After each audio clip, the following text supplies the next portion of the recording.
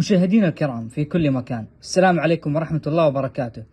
أهلا وسهلا بكم في قناة عزيزوفيتش، الوجهة الأولى لعشاق الدوري السعودي ومحبين كرة القدم السعودية. نقدم لكم حلقة جديدة وفيها راح نتكلم عن تحليل مباراة الهلال وريال مدريد ضمن مباريات كأس العالم للأندية. وقبل لا نبدأ هذه الحلقة أتمنى منكم تتابعون حساباتنا على السوشيال ميديا، وبعد ما تشوف هذه الحلقة سوي لايك واشتراك في القناة عشان لا يفوتك محتوانا الجاي. ونبدأ بالحلقة على طول.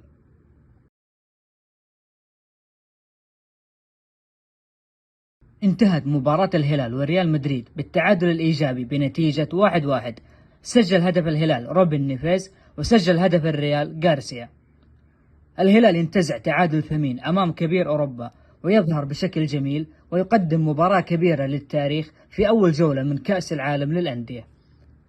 بدأ الهلال بالتشكيلة المثالية بخطة 4-5-1 بتواجد حسان تومبكتي وكوليبالي في خط الدفاع، وغياب متروفيتش وكايو سيزار عن هذه المباراة، ومشاركة ليوناردو كمهاجم أساسي. بدأ ريال مدريد بالتسجيل في الدقيقة 34 عن طريق غارسيا، والهلال يواصل الضغط ويسجل هدف التعادل في الدقيقة 41 عن طريق روبن نيفيز من ركلة جزاء، وتنتهي المباراة على هذه النتيجة. المستوى والاستحواذ كان متقارب بين الفريقين، والهلال قدم مباراة كبيرة أمام أكبر فرق أوروبا، والنتيجة ما كانت سيئة للهلال، بالعكس النتيجة ممتازة، وباقي في أمل كبير في تأهل الهلال للدور القادم مع تبقي مباراتين بشرط الهلال يقدم فيها نفس هذا الأداء. في لاعبين كثير من الهلال قدموا أداء كبير في هذه المباراة، لكن نجم هذه المباراة من وجهة نظري وأتوقع الكل يتفق معايا هو ياسين بونو، بعد تصدي لركلة الجزاء في آخر المباراة وأنقذ الهلال من الخسارة.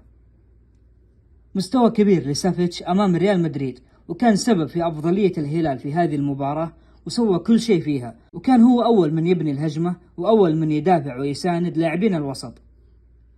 بصراحة كنت متخوف بعد خروج كانسيلو، لأنه قدم مباراة كبيرة بأدوار دفاعية وهجومية وقفل المساحات أمام فينيسيوس، لكن إنزاغي فضل يخرجه لأنه كان غايب من فترة طويلة.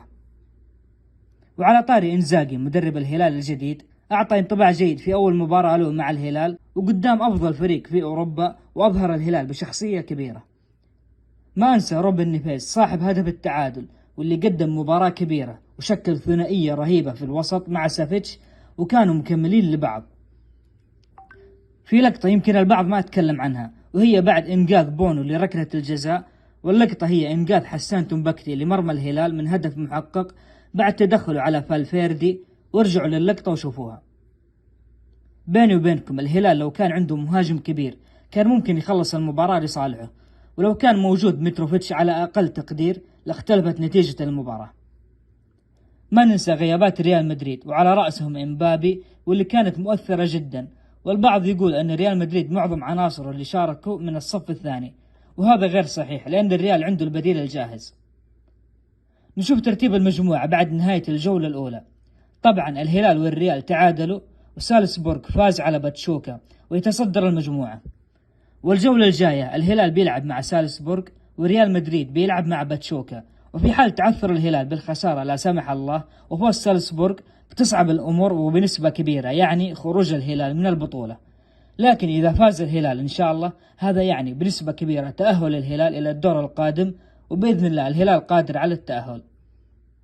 وكذا خلصنا من تحليل مباراة الهلال وريال مدريد، وانتظرونا بمشيئة الله بتغطية مباريات منتخبنا القادمة في بطولة الكونكاكاف، ومباريات الهلال أيضا في كأس العالم بإذن الله.